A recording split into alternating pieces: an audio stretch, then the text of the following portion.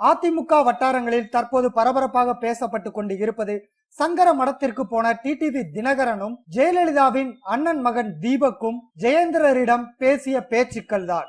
அவைகளை கேள்விப்படும் போது அதிமுக தலைவர்கள் பலரும் கோப ஆவேசமாக தினகரனை திட்டி வருகிறார்கள். அவ்வாறு என்னதான் தினகரன் பேசினார் என்றால், ஜெயேந்திரரை சந்தித்த தினகரன் சாஷ்டாங்கமாக காலில் விழுந்து வணங்கியுள்ளார்.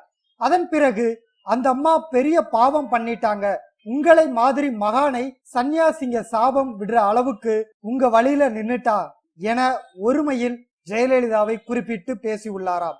இதை கேள்விப்பட்ட ஜெயேந்திரர் சற்றே அதிர்ச்சி அடைந்தாலும் ஜெயலலிதாவை எதிர்த்து தினகரன் பேசியதற்கு சாட்சி வேண்டும் என்பதால் சங்கரராமன் கொலை வழக்கில் கொலை குற்றவாளிகளான அப்பு கதிரவன் போன்றவர்களுக்கு பணம் விநியோகம் செய்தவர் என குற்றம் சாட்டப்பட்டவர் சுந்தரேச ஐயர். வெளியில் நின்று கொண்டு இருந்த அவரை சைகை காட்டி அழைத்த ஜெயேந்திரர் தன் அருகில் நிற்க வைத்து மீண்டும் ஜெயலலிதாவுக்கு எதிராக பேசியதை பேச சொன்னாராம். சுந்தரேச ஐயர் முன்னிலையில் மறுபடியும் ஜெயலலிதாவை திட்டியுள்ளார் தினகரன். அத்துடன் பெரியவா, நீங்க தான் இப்ப வருகிற தேர்தல் ஆணையத்தின் சிக்கலில் இருந்து காப்பாற்ற வேண்டும் என்று கூறியுள்ளார். அரசியலில் அதிக நாட்டம் இல்லாததால் ஜெயேந்திரர் ஆசீர்வாதம் மட்டும் செய்துவிட்டு அனுப்பியுள்ளார்.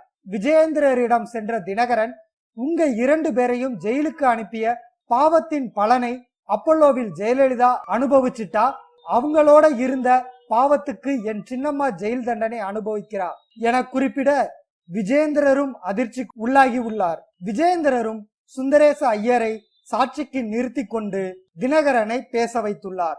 இந்த சந்திப்பிற்கு எந்த ஒரு பலனும் கிட்டாத காரணத்தினால் தினகரன் சார்பாக ஜெயேந்திரரை சந்திக்க வந்துள்ளார் ஜெயலலிதாவின் அண்ணன் மகன் தீபக்.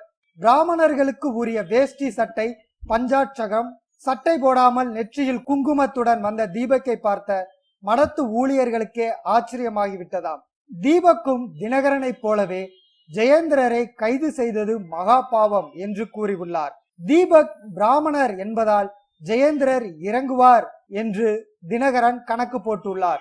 ஆனால் எந்த உத்தரவாதமும் தராமல் பாரதிய ஜனதா கட்சியின் மேலிடத்திற்கு விபரத்தை தெரிவித்துள்ளது சங்கரமடம். பாரதிய ஜனதா தரப்பில் இருந்தோ ஒன்றும் செய்ய முடியாது பெரியவா என்ற பதில் வந்துள்ளது. அதன் பிறகுதான் சுந்தரேச ஐயர் மூலமாக தினகரனும் தீபக்கும் ஜெயலலிதாவை திட்டிய விஷயத்தை மடத்து வட்டாரங்கள் கசிய விட்டுள்ளனர். இதை கேள்விப்பட்ட அதிமுக நிர்வாகிகள் பலரும் கோபமாக இருப்பதாக கட்சி வட்டாரங்கள் தெரிவிக்கின்றன.